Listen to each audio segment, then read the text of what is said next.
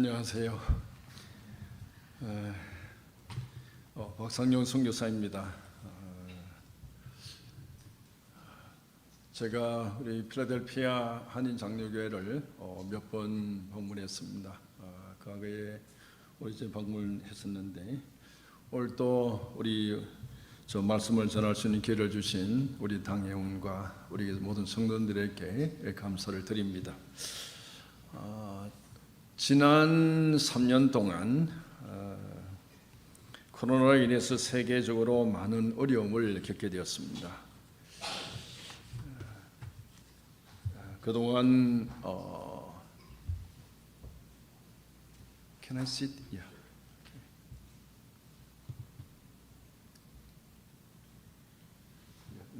Next page. Yeah, so 캄보디아는 우리 동아시아, 사우스이스트 아시아에 있습니다. 그거 넘기보시면 그 위에는 타일랜드, 오른쪽에는 베트남, 왼쪽에는 미얀마가 있습니다. 그리고 중간 사이에 타일랜드와 베트남 사이에 라오스가 있습니다. 인구는 한 1,700만 명, 그리고 개인 GDP가 1년 동안 한 1,700불 정도 됩니다. 그러니까 부자 나라죠. 예, 다음에 보시겠습니다. 여기에 킬링필드라고 되어 있는데 그 당시 1975년부터 1979년 1월 사이에 인구가 750만 명 정도 되었습니다. 그 7.5 million population 중에 폴포트라는 그 사회주의를 만들려고 하는 사람이 자기 동족을 300만 명을 죽였습니다. 그러니까 3분의 1 이상이 죽인 사람이죠. 그때 사건이 필리핀입니다. 여기는 그 다음에요. 우리 종교 현황이 나오는데 캄보디아는 이 불교가 그 국가의 스테이트 리리전입니다. 그 다음에 보시게 되면은 그 기독교 인구는 less than 1.5%. 예, 그러니까 기독교 인구는 1.5%도 되지 않습니다. 다음에 보시게 되면은 저희들이 하는 주 사역은 DTS 신학교 사역입니다. 코로나로 심할 때는 지역을 봉쇄해서 마음대로 한 58일 정도 다니지 못하게 했었습니다. 그뿐만 아니라 1년 동안에는 완전히 락아웃되어 가지고 학교나 아니면은 그 교회도 다 문을 닫고 있었습니다. 그렇지만 지금도 코로나가 있지만 선교사님들 중에 코로나 많이 걸리지만 무건하게 살아가고 있습니다. 그럼에도 불구하고 하나님의 선교 사역은 여전히 캄보디아에서 이와 같이 계속되고 있다는 것을 보여줍니다. 저희들이 하는 메인 미니스트리는 DTS 신학교 사역입니다. 2020년 3월 이후에 코로나로 인해서 캄보디아에서 모든 교회와 신학교가 1년 가까이 문을 닫았습니다. 캄보디아는 지난 5년 동안 2,800개 교회 중에 한 500개 교회가 문을 닫고 현재 한 2,300개 교회 정도 있습니다. 물론 교회의 사이즈는 한 10명에서 20명 정도, 많아서 한 30명 정도 되는 교회도 있습니다. 기독교 인구는 제가 말씀드린 대로 less than 1.5%밖에 되지 않습니다. 그러나 코로나 팬데믹 이후에도 선교 사역의 뉴 패러다임이 일어나고 있습니다. 저희들이 2020년부터 DTS 신학교를 디아스포라 테올로지컬 세미나리, 저희들이 여기서 미국에 가지고 있는 디아스포라 미션 센터가 non-profit 오르가니제이션을 가지고 있습니다만은 제가 공부를 하는 것 중에 디아스포라 테올로지가 있는데 그게 그 DTS 신학교를 세워서 온라인으로 미얀마와 캄보디아 학생들을 대상으로 처음에는 THN 마스터 오브 테올로지를 하고 그리고 그 학생들이 가르쳤던 학생들이 학생들을 보내줘서 MDiv 마스터 오브 디비니티 과정을 가르치고 있습니다. 지금 THM 과정에는 미얀마 바이블 칼리지에서 가르치는 교수입니다. 우리가 가르치는 분이 바이블 칼리지 프로페서들입니다. 프로페서들을 우리 DTS 신학교에서 가르치고 있어요. 그리고 한인 선교사님 그리고 해서 한 20명 가까이가 등록해서 지금 THM을 공부를 하고 있습니다. 그리고 THM 과정에는 바이블 칼리지를 졸업한 미얀마 학생 그리고 캄보디아 학생 그리고 한인 선교사님이 등록해서 온라인으로 공부를 하고 있습니다. I think that you have any English translation. 미얀마는 2021년 2월 1일 군부의 쿠데타가 일어났을 때에 인터넷이 모두 차단되었었습니다. 그래서 그럼에도 불구하고 저희 학교 MDiv 과정에 목회학 석사 과정을 공부하는 새 학생들이 미얀마에 들어가서 교회를 개척하면서 강의에 참여했습니다. 저희 신학교가 동남아 지역에서 교회 지도자들을 잘 양육해서 그들로 하여금 하나님 나라를 확장할 수 있도록 특별히 기도해 주시기 바랍니다. 우리 다음에 오시게 되면은 저희 강의 온라인 줌 온라인으로 강의하고 있는 모습입니다. 다음에요. 우리 디아스포라 신학교의 DTS 신학교 과정입니다. 대학부 대학원 과정이 있는데 다음에요. 미얀마 지금은 그 봄 학기 중에 올해입니다. 올해 봄 학기 중에 미얀마 우리 학교 학생들의 근 90% 이상이 공부를 하고 있는 미얀마 레퓨지 센터, 그 미얀마 레퓨지 센터가 있습니다. 어디 있냐면은 그 미얀마 그 you can find out any Mela camp from the Google Map. So 미얀마 난민 중에 멜라 캠프를 다녀왔는데 미얀마 종족의 핍박을 받아서 쫓겨나가지고 태국 경계입니다. It's a border the location between the Myanmar and the Thailand. 그 유엔 태국 경계에서 이거는 유엔이 컨트롤하고 있습니다. 유엔이 통제하는 9개의 레퓨지 캠프가 있어요. 레퓨지 캠프가 있는데 거기 거주하고 있는 15만 명의 카렌족들이 있습니다. 우리 미국에도 보면은 I think there are more than 200 tribes who are living in America, United States. So when I checked in Philadelphia, I found out that 183 tribes who live in 필라델피아. 그러니까 그 183개의 종족이 필라델피아에 살고 있다고 보고 있는데 미얀마에도 여러 종족이 살고 있습니다. 그 중에 가장 큰 종족이 미얀마 트라이벌스. 다른 이런 7개 친 트라이벌스. 그리고 그 카렌 종족도 한 5밀리언 그 파퓰레이션이 있어요. 그런데 거기에 미얀마 종족의 핍박을 받아 쫓겨나 가지고 태국 경계 여기 보면은 그 태국 경계선 태국하고 미얀마 사이에 유엔에서 난민촌을 만들어 줬습니다. 거기에서 지금 살고 있는데 9 refugee 캠프 중에 one of them is 멜라 캠프. 그게 멜라 캠프가 그 중에 하나입니다. 그 원 캠프 안에 5만 명이 살고 있어요. 예. 각 캠프마다 3 디비전이 되어 있습니다. 하나는 크리스찬 디비전, 불교 디비전, 또 무슬만 디비전이 되어 있어요. 그 안 캠프 안에도 크리스찬이 한 18% 됩니다. 예, 거기에 있는 우리 학생들이 멜라 캠프에 우리 학생들이 많이 살고 있어요. 그래서 저희들이 3월 16일부터 22일 사이에 한 주 동안 유엔의 허락을 받아서 저와 저희 아내 그리고 저희 학교 학생인 한인 선교사 셀베이션 아미 그 패스터예요. 저희 학교 학생인데 같이 난민촌을 방문하게 됐습니다. 그 난민촌인 멜라 캠프에는 저희 학생들이 가르치는 컬리지가 몇 개 있습니다. 하나는 KKBBSC 한번 넘겨보시겠습니다. 여기 보면 KKBBSC라고 바이블 칼리지예요. 바이블 칼리지 학생이 500명이 넘습니다. 한 학교의 학생이 한 500명이 넘어요. 스텝이 47명이 되는데 그 교수 표하면 스텝이 40명이 한 500명이 여기서 있습니다. 저희들이 갔을 때는 이 KKBBSC라는 학교 학생 기숙사에서 일주일 동안 그 머물 일주일 좀 더 되나요? 16일부터 22일까지 거기에서 머물렀습니다. 근데 처음에 밤에 도착해가지고 우리 학생이 공항에 나왔다가 공항에 그분들은 1년에 3번씩만 바깥에 출입이 가능해요. 그것도 낮에만. 그래서 유엔이 허락을 받아야 됩니다. 저희들도 가기 전에 패스포트 다 보내서 유엔의 Permission from the United Nations, 유엔의 그 허락을 받아서 들어갔어요.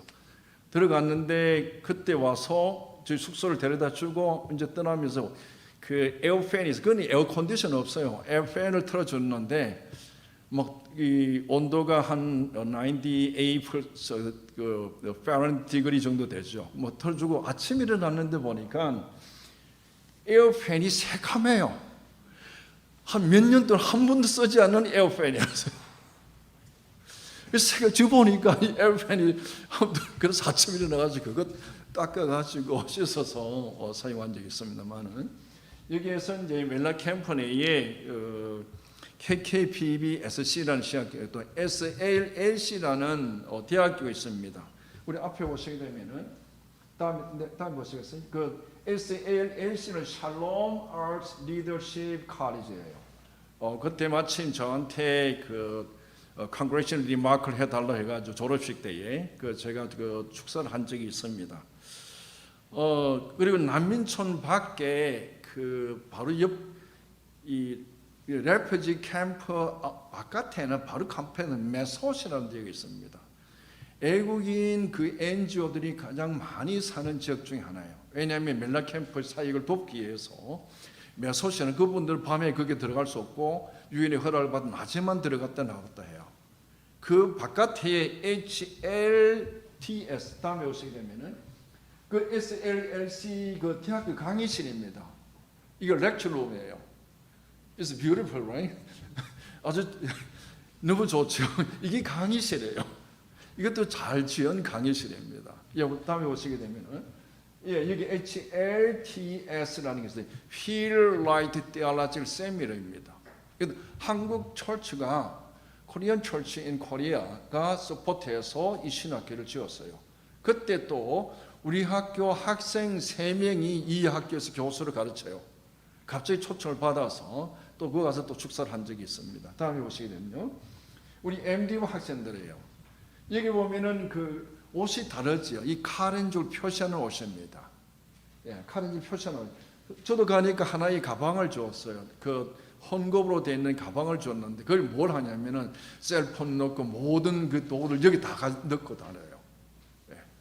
그래서 우리 MD부 학생들 거기에 캠프에 멜라 캠프에 사는 MD부 학생들만 모아놨었습니다. 다음이에요. 여기는 우리 학생들 중에 제가 카렌조 학생들을 발견할 수 없었어요. 레퓨지에 있는 사람들을. 여기 보면은 저 옆에 리차드라는 학생이 있는데 그 학생한테 THM 학생입니다. 이 THM 학생인데 이 학생이 SLLC 학교의 교수로 있어요. 그 집에 이제 점심을 초대를 받고 가서 먹고 사진을 찍었습니다. 제가 지금 그 학생을 서포트를 하고 있습니다. 매달 얼마씩 서포트를 하고 있는데 다음에 오시게 되면요. 밀라 캠프 내에 선교 센터가 있어요. 여기 왼쪽에 있는 학생이 KKBBSC 교수입니다. KKBBSC 교수나 SLSC 교수들이 셀러리가 얼마인지 아세요? 셀러리는 아직도 한 번도 받은 적이 없어요. 유엔에서 1인당 한 달에 10불 줍니다. 짜장면 한 그릇 사 먹으려 했는데 미국 와서 물가가 너무 올라가 짜장면도 10불 더 하는 것 같아요. 이분들은 유엔에서 $10 a month 한 달에 10불을 줘서 그분들이 한 달 동안 먹고 살아요. 우리 짜장면 한 끼 사 먹을 수 없는 그런 이 돈이죠. 그런데 이 학생은 거기에서 지역에 크리스찬 18%뿐이 안 되잖아요. 근데 거기에 자기 앞에다 선교 센터를 해놔놓고 코비드 19 때에 거기에서 학생들 모아서 바이블 스터디를 했어요. 그리고 자기 집 앞에 이만 워럽 바를 해놔놓고 동네 사람들이 그럼 물이 귀합니다. 물이 여기 하루에 한 번 정도 물동이를 해서 옛날 우리 여기 미국 오신 지 오래되신 분은 기억이 잘 안 날 거예요. 아마 그 우물을 파가지고 그 물을 하나씩 나눠줘요. 그래가지고 물동이를 쭉 해놓으면 몇 시간 동안 기다려서 자기 순서대로 물을 담아서 집에 갑니다. 그런 지역에 왜냐하면 산에다가 캠프를 만들었기 때문에. 예. 이 학생이 있어요. 다음에 보시겠습니다. 예, 우리는 이제 어느 분이 이제 신방을 갔다 오면서 저한테 부탁을 하기를 가서 좀 메시지를 전하고 기도해 달라고 해가지고 갔다 왔는데 여기가 캠프 지금 그 멜라 캠프에 있는 길이 물이 있는 것도 아주 좋은 지역이에요. 물이 거의 없어요 길거리에. 근데 그 길을 건너서 이렇게 좀 길도 마찬가지로 우리가 자전거도 타고 다닐 수가 없어요. 그러니까 걸어만 다녀야 되는 그런 지역입니다. 다음에 보시겠습니다. 수요일 날 우리 학생 하나 오른쪽에 학생이 갑자기 와가지고 수요일 날 인도해 달라 그러는데 제가 미리 부탁을 해야 되잖아요. 설교를 하려면은 그냥 무조건 데려가요. 그걸 앉혀놓고 자기 가만히 있어. 학생이 저한테 뭘 기도를 하든지 뭘 설교를 하든지 부탁을 해야 되잖아요. 가만히 보니까 설교하고 기도해달라는 눈치 같아요. 그래서 제가 일어나가지고 설교하고 기도했습니다. 다음이에요. 예. 우리 ALC 대학에는 한 250명의 학생들이 있는데 한 달에 음식비가 250명이 먹는 한 달 음식 푸드시 1,000불입니다. 우리 상상이 갑니까? 한 달 음식비가 1,000불이에요. 250명이. 그래서 그분들이 제가 돌아오고 난 다음에 연락이 왔어요. 좀 후원해 줄 수 없겠느냐. 저도 선교사인데 그래서 기도하겠다라고 하고 왔습니다. 500여 명이 참여하는 KKBBSC라는 대학에서 이번에 학교 총장으로 임명된 그 학생이 저희 학교 학생입니다. 그 학교 KKBBSC 총장, 부총장, 아카데미 딘, 라이브러리 도서관장이 다 저희 학교 학생이에요. 저희 학교 대단하죠. 예, 저희 학교 학생입니다. 아마 그거는 베프티스트 칼리지이기 때문에 베프티스트 컨벤션을 할 때에 지금 70이 넘은 총장 후임으로 우리 학생을 총장으로 선임을 했어요. 그리고 부총장하고 다음에 아카데미 딘하고 다 도서관장은 지금 하고 있었고요. 그분이 저희들 공항에 데려다 주면서 이런 이야기를 했습니다.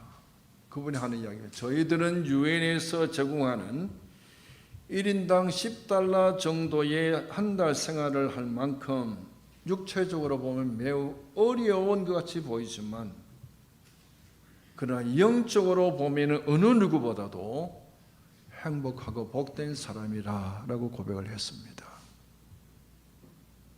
저는 충격을 받았어요. 저희들이 우리 학생들을 위해서 갈 수가 없어서 교실을 지어주고 TV를 넣어주고 인터넷을 넣어주려고 갔는데 유엔에서 허락이 안 됐어요. 그런데 그분들은 한 달 유엔에서 주는 $10의 비용을 가지고 생활하면서도 영적으로 자기들보다도 더 복된 사람이 없을 것이다. 자기들은 참으로 복된 사람이 행복한 사람이라고 고백을 했습니다. 다른 세상과 분리되어서 오직 하나님 나라를 소망하며 믿음으로 사는 그들이 바로 어느 나라의 백성들보다도 더 행복한 사람들, 복된 사람들이라는 것입니다.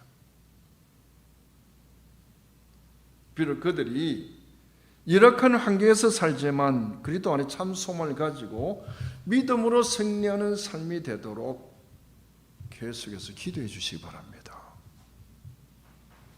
저희들이 하는 주사역 중에 하나는 Pastoral Education입니다. 몬돌끼리에 저희들이 2019년에 그 왼쪽에 보면은 이 센터를 하나 세웠어요. 지었습니다. 한국교회 후원으로 센터를 짓고, 오른쪽에는 싱가포르에서 온 선교사님이 영어 학교를 하기 위해서 그 선교센터를 지었는데 6개월 동안 하고 떠났습니다. 왜 그랬냐 물어보니까 뱀이 너무 많이 나오고 무서워서. 상상 안 가죠? 뱀이 많아요, 저기도.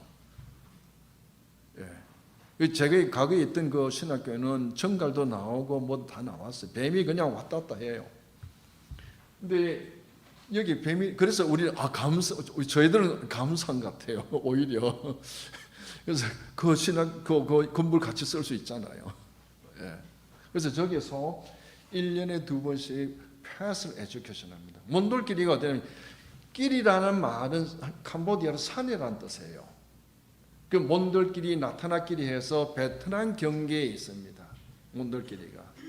거기에 이제 정글이 많이 있는데 거기에 저희들이 그 선교 센터를 세워서 그 지역에 있는 사역자들을 신학 교육을 하기 위해서. 왜냐하면은 캄보디아는 95% 이상의 목회자 사역자들이 신학 공부를 해본 적이 없습니다. 그래서 그분들은 통일교나 이런 데서 이단들이 와가 돈만 주고 가면은 그냥 바로 참여를 하는 거예요. 그래서 그들에게 바른 신학 교육이 필요한 걸 알고 그들이 바른 신학 교육을 하기 위해서 저희들이 이미 해놨습니다. 저희들이 미얀마 또는 인도의 시킨 지역에서 목회자 연장 교육을 해오다가 코로나로 인해서 지역의 사역이 중단되었는데 지난해 4월 그리고 12월에 한 주 동안 30여 명의 사역자들이 모여서 목회자 연장 교육 Pastoral Education을 하게 되었습니다. 캄보디아나 동남아 지역 사이는 사역자들 신학을 공부를 안 한 사람 대부분입니다. 근데 그냥 성경 공부하다가 은혜 받으면은 그 교회에서 그 성경 공부하고 예배를 드려요. 그리고 사람들이 많이 모이게 되게 되면 교회를 예배를 드립니다. 그래서 제가 크라체라고 이 푸놈펜에서 한 6시간 되는데 그 교회 후원을 받아서 교회 2개를 지었습니다. 2개를 지었어요. 물론 목회자 연장 교회에 오는 우리 그 학생들에게 숙식과 교통비를 제공하게 됩니다. 계속해서 사역자를 세우고 목회자 연장 세우는 이 목회자 연장교를 잘 감당할 수 있도록 특별히 기도해 주시기 바랍니다. 다음에 보면은 이 목회자 연장이 강의하는 거고 저는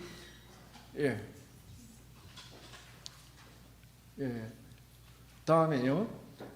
우리 목회자 연장 교육 중에 우리 학생들 한 30명 모였는데 같이 이 사진을 찍은 적이 있습니다. 다음에요. 저희 아내는 피아노 사역을 하고 있습니다. 캄보디아는 음악을 배워본 적이 없어요. 학교에서 음악을 가르치지 않습니다. 물론 저희 캄보디아는 음악적인 탤런트가 아주 좋아요.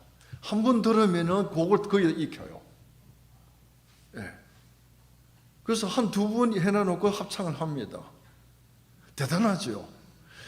곡 하나도 몰라요. 곡 하나도 도레미파솔 몰라요. 그런데 청음이라 하죠. 듣는 게 엄청나게 발달돼 가지고 한두 번 들으면 다 따라해요. 이분들한테 피아노를 가르쳐서 교회를 섬길 수 있도록. 그래서 저희 피아노 피아노 사역하는데 지난해에는 한국 어느 권사님의 후원으로 피아노 3대를 보내주셨습니다. 한 대는 중국 교회, 캄보디아에 있는 중국 교회에다가 저희 제자교회입니다. 제자교회도 주고 또 저희가 지금 2대를 해서 학생들 하고 있는데 저희 학생은 중국 학생, 필리핀 학생, 인도 학생, 캄보디아 사역자들입니다. 한 10여 명 이상이 피아노를 배우고 있습니다. 음악을 배워보지 못한 사역자들이 피아노를 배워서 교회를 잘 섬길 수 있도록 기도해 주시기 바랍니다. 아직도 캄보디아는 보고마율이 1.5% 미만입니다. Unreached people입니다. 5%까지를 reached people이라고, unreached people이라고 그러는데 less than 1.5%입니다. 저희들의 사역은 모든 족속을 제자 삼는 사역입니다. Our ministry to make disciples of all nations.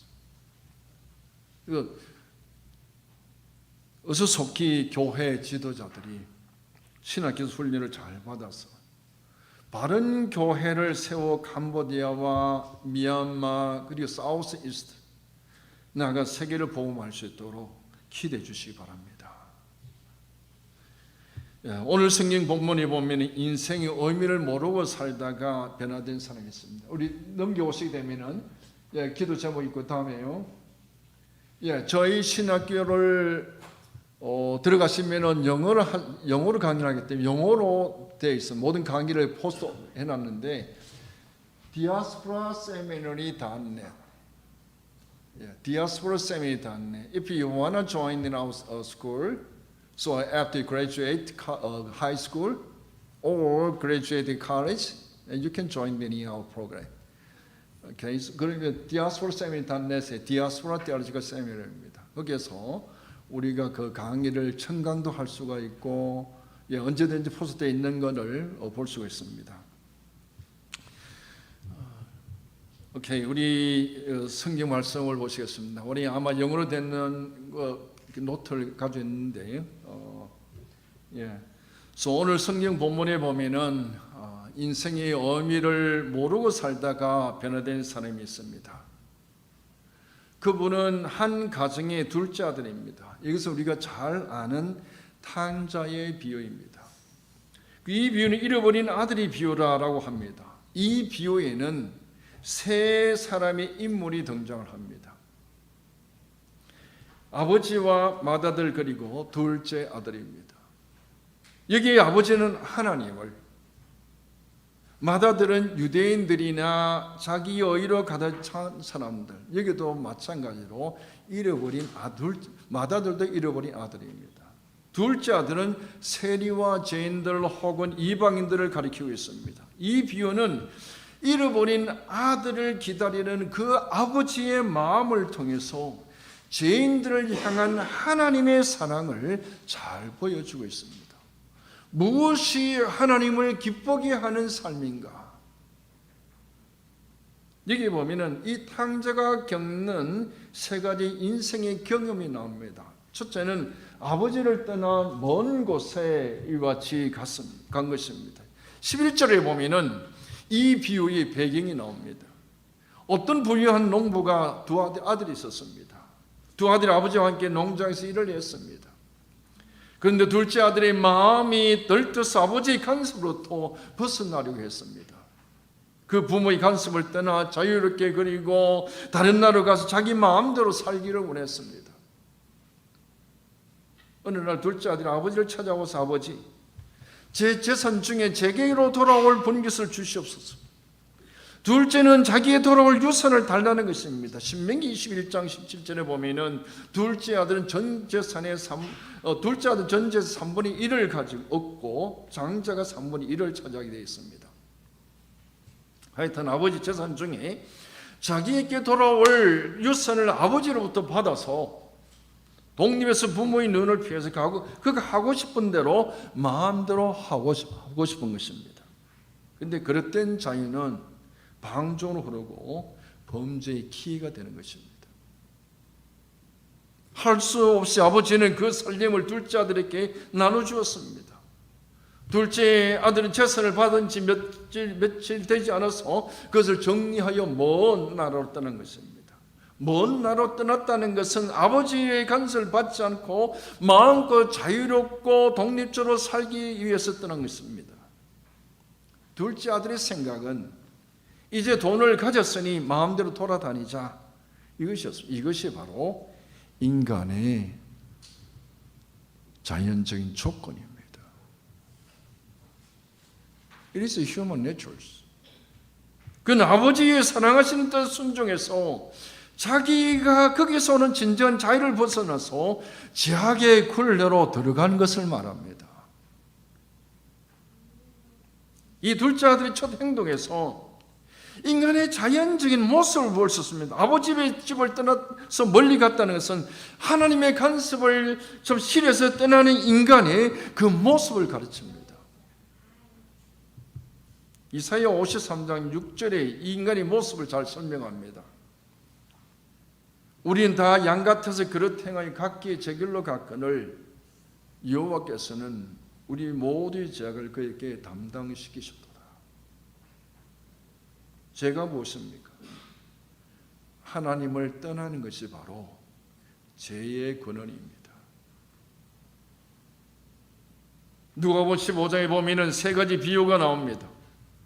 모두 같은 잃어버린 것을 찾는 비유입니다. 양은 어리석음 때문에 잃어버린 바 되었고 동전은 부주의 때문에 잃어버린 바 되었습니다.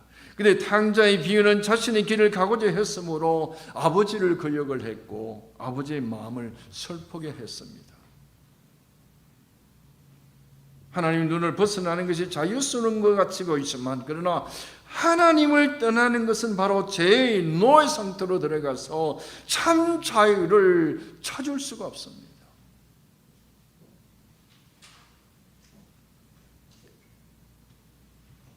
요한복음 8장 34절에 보면은 죄를 범하는 자마다 죄의 종이라고 했습니다. 죄는 자유를 약속하지만 실상은 노예가 되는 것입니다. 죄는 성공을 약속하지만 실패를 낳습니다. 죄는 바로 생명을 약속하지만 죄의 삭은 사망입니다.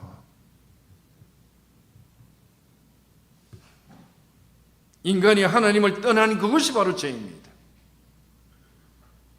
인간의 진정한 자유는 오직 하나님 안에서 누리는 자유이고 하나님을 떠난 자유는 바로 방종입니다. 그것이 바로 죄입니다.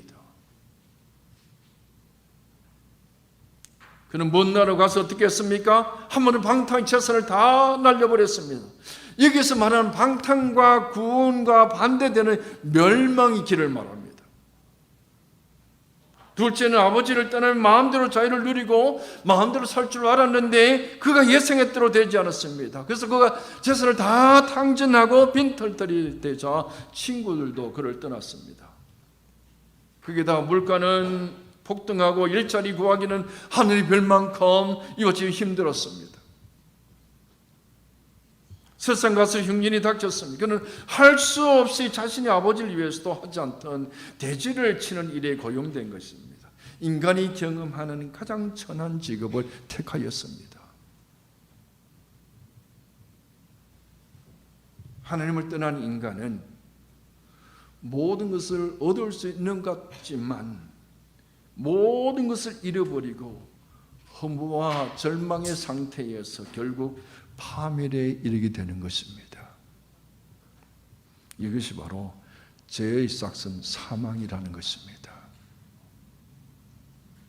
그럼에도 불구하고 우리는 하나님으로부터 은혜를 받는 것이 아니라 세상으로부터 은혜 받으려고 하고 있어요. 세상으로 향해 나가는 것.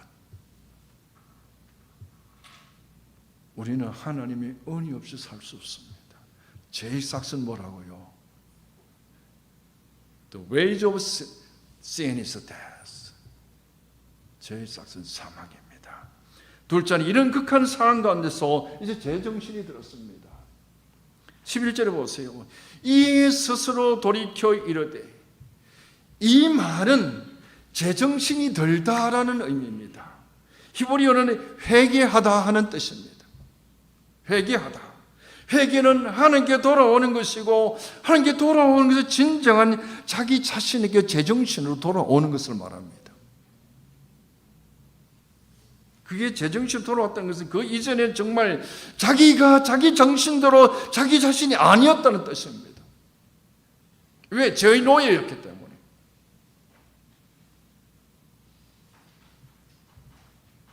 인간이 회개 자기 자신을 발견할 때는 겸손해지지 않을 수 없습니다. 하나님이 떠난 삶은 무엇이며 그는 정도 차이는 있을지 모르지만 이 탕자와 같이 제정신으로 사는 것이 아닙니다. 하나님을 떠나게 되면 제정신으로 사는 거 아니에요. 믿지 않는 세상 한번 바라보세요. 제정신으로 살고 있는지, 어디로 가고 있는지 모릅니다. 그런데 이런 불행이 둘째 아들로 하여금 회개의 길로 이끌었다는 것입니다. 둘째 아들은 자기를 발견하려고 아버지를 떠났지만 그는 자기 자신을 잃어버렸습니다. 하나님을 떠나면 죄의 노예 상태에 빠지게 됩니다. 그래서 인간이 가장 불행한 것은 하나님을 알지 못하고 바로 예수 그리스도를 알지 못하고 하나님을 떠나는 것이 바로 인생의 가장 불행한 것입니다. 이 둘째 아들은 인간적인 접촉과 교제를 갈망했지만 아무도 자기에게 관심을 보여주지 않았습니다. 이런 인간적인 무관심과 기고를 위해서 아버지 집에 대한 생각이 들었습니다. 그러면은 이 둘째 아들이 어떻게 회개하게 되었습니까? 먼저 그는 자신이 죄인이라는 사실을 인정했습니다. 죄의 비극 중에 하나는 우리 참된 상태에 대해서 눈이 멀다는 것입니다. 여러분 자신이 누군지 볼 수 있습니까? 그래서 실제로 자신이 불행한 상태에 있으면서도 자신이 불행하다고 생각하는 것입니다. 행복하다고 생각하는 것입니다. 실제로는 죄의 노예 상태에 있으면서도 자기는 자유롭다고 생각하는 것입니다. 그래서 마약을 하는 거 아니겠습니까? 그래서 인간이 회심을 하게 된 첫 번째 단계는 실제로 자기 자신이 어떤 상태에 있는가를 깨닫는 것입니다. 우리가 항상 How can you stand before God? 코람데오입니다. 우리가 어떻게 하나님 앞에 설 수 있을까? 이것이 둘째 아들에게 나타난 것입니다. 그는 자신이 줄여서 죽임을 당할 처지가 되자 내 아버지에게는 양식이 풍족한 분권이 얼마나 많은가? 나는 여기서 줄여 죽는구나. 이제 자기 자신이 어떤 상태에 있는 것을 깨달은 것입니다. 자기 자신이 줄인 것을 느끼는 사람이 하나님께로 돌아올 수 있습니다. 자신이 아쉬운 줄을 모르는 사람은 하나님을 찾지 않습니다. 이것이 바로 오늘날 현대인의 병이라고 말합니다. 자신이 갈증을 느끼기는 하는데 이것을 어디에서 찾는 줄을 모릅니다. 그래서 물질에서 찾아보려고 하기도 하고 권력에서 찾아보겠다고 물밑 견쟁을 하기도 하고 향락에서 찾으려고 합니다. 그러나 생수는 보이는 곳에 있지 않습니다. 예수님 말씀하십니다. 내가 주는 물을 먹는 자는 영원히 목마르지 아니하리니 나의 주는 물은 그 속에서 영생토록 솟아나는 샘물이 되리라. 예수 그리스도께서 주시는 생수를 마셔야 목마르지 않습니다. 예수 그리스도 주신 은혜를 마셔야 기쁨이 넘치는 것입니다. 둘째 아들은 자신의 처지를 돌아본 후에 아버지 집에서 품꾼이 일하는 것이 먼 나라에서 자유와 보다도 더 낫다는 사실을 고백했습니다. 우리로 하여금 회개하는 것은 하나님의 선하심으로 인한 것이지 우리 자신의 불행이 아닙니다. 인간이 불행하다고 해서 다 하나님 찾는 거 아닙니다. 만일 둘째 아들이 단지 자신에 대해 관해서 자신의 배고픔과 고향에 대한 향수병과 고독에 대해서만 생각했다면 그는 좌절해 버렸을 것입니다. 그러나 그는 고통스러운 환경 때문에 새로운 방법으로 아버지에 대해서 깨닫게 된 것입니다. 이 깨달음이 그에게 희망을 주었던 것입니다.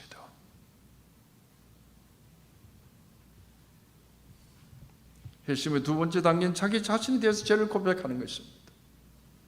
둘째는 자기 자신의 참모습을 발견하자 이제 자기 죄를 고백을 합니다. 18절에 보세요. 내가 일어나 아버지께로 가서 이르기를 아버지요 내가 하늘과 아버지께 죄를 지었사오니 지금부터는 아버지 아들의 일꾼을 감당하지 못하겠는 나를 품꾼의 하나로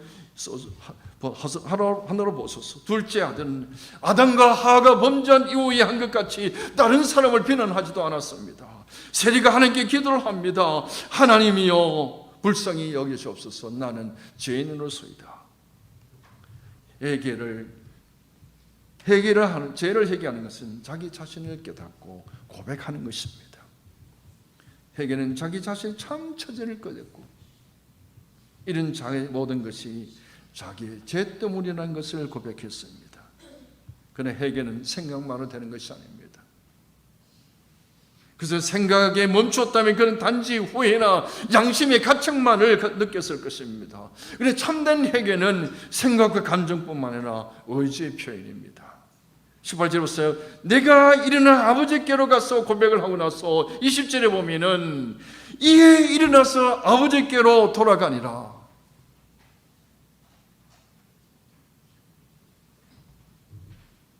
먼 지하의 나라에서 하나님 아버지께로 나아가야 합니다. Return to God, Father. 그는 자기 연민에 빠져 있지 않았습니다. 그는 먼 자기 나라를 떠나기 결심을 했습니다. 그리고 그의 아버지께로 돌아가기로 결심했습니다. 이에 일어나서 아버지께로 돌아가니라. 이 둘째 아들은 하나님께 회개했지만 사람에게도 회개하는 것입니다. 왜냐하면 사람에게 죄를 범하면 하나님께도 범죄하기 때문입니다. 그는 하나님의 계명을 위반했고 그렇게 해서 아버지께 잘못을 지르고 그를 슬프게 하였다는 것을 알았습니다. 그래서 그는 감히 아버지를 아버지라 부르지 못하고 품꾼이 하나라고 했습니다. 교만은 범죄하게 하고 하나님을 떠나게 되지만 회개의 표적은 바로 주님 앞에 겸손입니다. 내가 죄인이라는 것을 깨닫고 주님 앞에 엎드리는 것입니다. 어느 누가 얼마나 하나님과 가까이 있는가를 바라보는 척도는 얼마나 겸손한가를 측정하는 것입니다. 자신이 죄인이라는 것을 깨닫고 하나님의 은혜를 구원받은 성도들은 겸손하지 않을 수 없습니다. 이에 일어나서 아버지께로 돌아가니라. 이것이 바로 회개입니다. 아무리 생각이 옳다고 하더라도 생각만으로 구원받을 수 없습니다. 고백만으로 구원받을 수 없습니다. 죄에서 돌아서서 하나님을 구해야 합니다.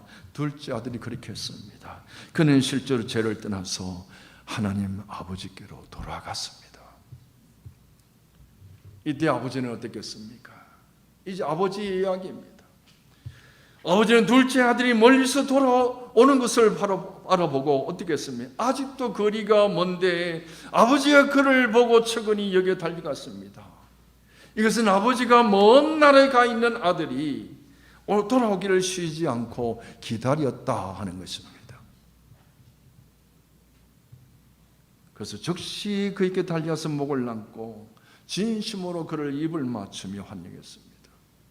둘째 아들이 찾아 아버지, 내가 하늘과 아버지께 죄를 지었사오니 지금부터는 아버지의 아들의 일컬음을 감당하지 못하겠나이다 했습니다. 그런데 아버지는 둘째 아들이 말이 끝나기도 전에 말을 중단시키고 그를 용서하시고 잔치를 시작으로 명령했습니다.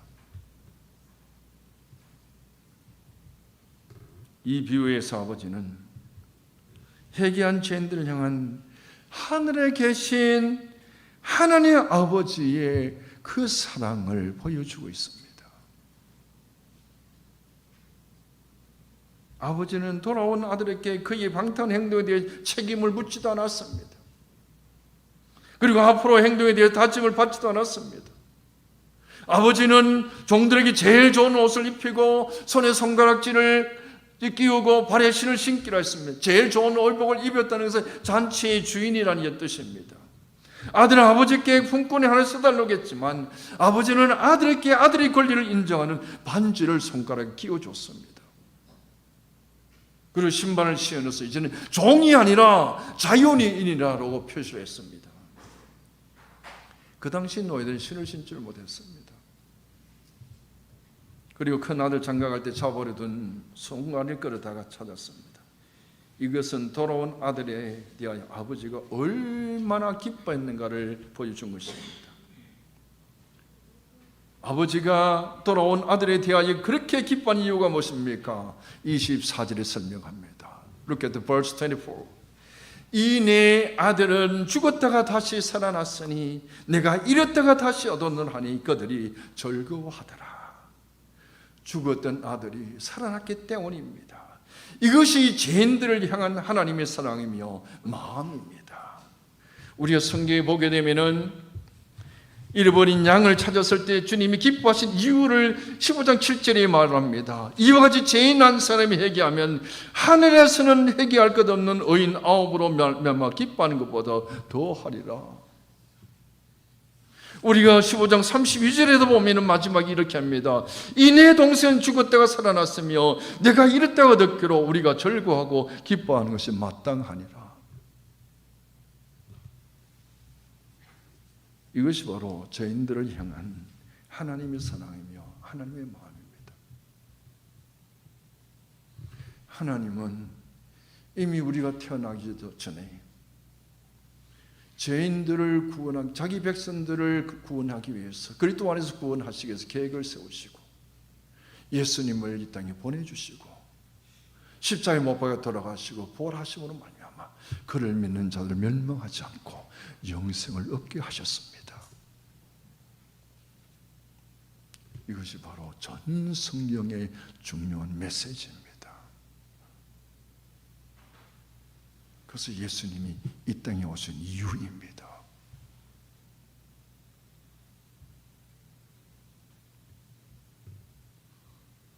회개가 돌아온 죄인에게 허물을 기억지도 아니하시고 영접하십니다. 이것이 바로 하나님의 기뻐하신 뜻입니다. 전 찬송을 잘 부를지를 잘 모르는데요. Amazing Grace. 우리 같이 Let us sing the Amazing Grace. One stanza. Amazing grace, how sweet the sound that saved a wretch like me. I once was lost, but now am found. Was blind, but now I see. 나 같은 죄인 살리신 주 은혜에 고마워. 잃었던 생명 찾았고 강멸을 얻었네. 잃어버린 자가 돌아오는 것이 바로 하나님의 기쁨입니다. 우리가 복음을 전해야 할 이유가 바로 여기에 있습니다. 제가 선교를 나간 이유가 바로 여기에 있습니다. 교회가 존재해야 되는 이유가 바로 여기에 있습니다. 구원받은 심령들이 주님 앞에 나와 하나님을 찬양하며 영광 돌리는 이것이 바로 교회의 존재의 이유입니다. 그래서 교회는 미셔널 처치가 되어야 합니다. 우리가 믿는 신앙 고백 중에 하이델베르그 요리 문답이 있습니다. 첫 번째 질문과 대답이 이렇습니다. 첫 번째 질문입니다. 사나 죽으나 당신의 단 하나의 이루는 무엇입니까? 대답이 이렇습니다. 나는 나의 것이 아니고 사나 죽으나 몸과 영혼이 모두 나의 신실하신 구주 예수 그리스도의 것입니다. 주께서 보배로운 피를 흘려 나의 모든 죄값을 치러주셨고 마귀의 권세로부터 나를 자유롭게 하셨습니다.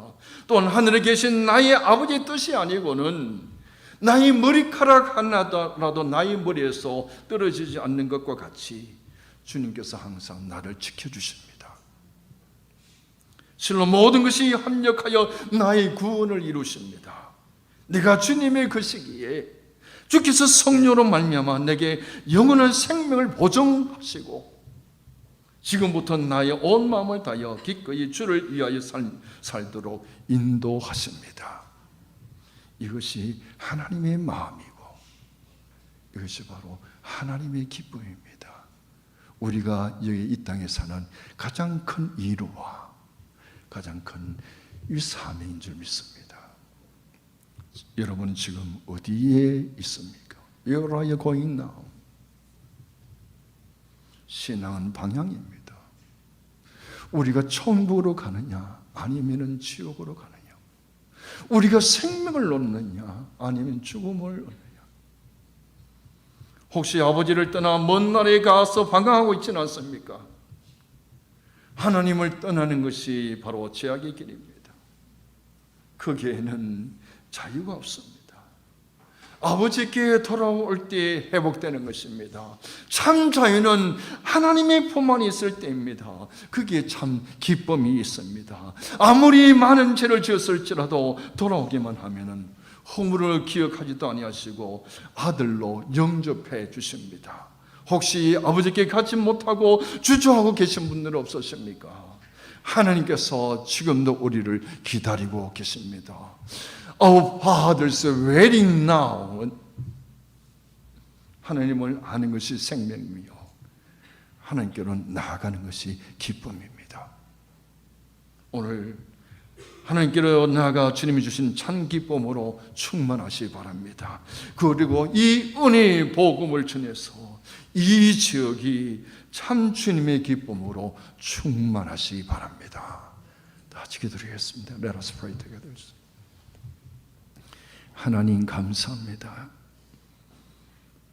우리가 죄를 알지도 못할 때에 주님께서 예수 그리스도 안에서 우리를 하나님의 자녀 삼아주시기에 계획을 하시고 예수님을 보내주시고 이제 그를 믿고 회개하는 자들에게 생명을 주신 하나님 진실로 감사합니다. 아버지 하나님, 우리가 하나님을 떠나고 하나님을 알지 못했을 때는 우리가 제정신으로 사는 것이 아니었는데 이제 예수님을 알게 해주시고 하나님 앞에 돌아올 수 있는 귀한 축복을 주신 하나님 진실로 감사합니다. 이 은혜의 복음을 전했어요. 이 지역을 복음하게 해주시고 참 우리 주님의 기쁨으로 충만한 교회와 모든 성도들 되게 하여 주시옵소서. 감사하며 우리 주 예수님의 이름으로 기도리옵나이다.